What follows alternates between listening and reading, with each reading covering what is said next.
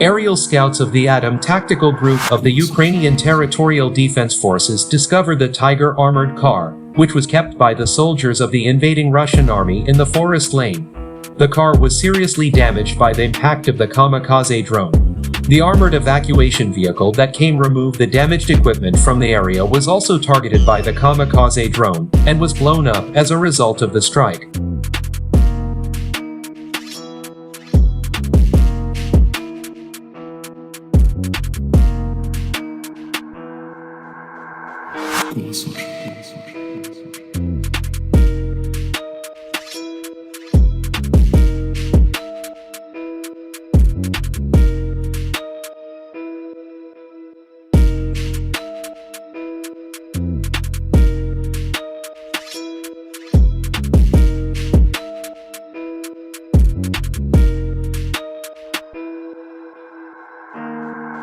Голос ваш.